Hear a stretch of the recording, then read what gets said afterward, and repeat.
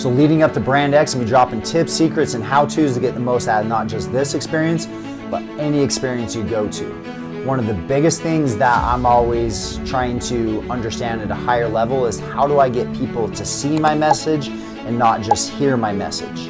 Okay, so in order to get people to see your message, coming up with metaphors, analogies, parables, historical lessons, anything that can help get them to paint an image of what you're trying to say. Branding is the foundation of your business. Okay, before you build a house, you want to lay the foundation, because if the foundation is not laid right, then everything in the house is going to have problems, right? See that quick little metaphor?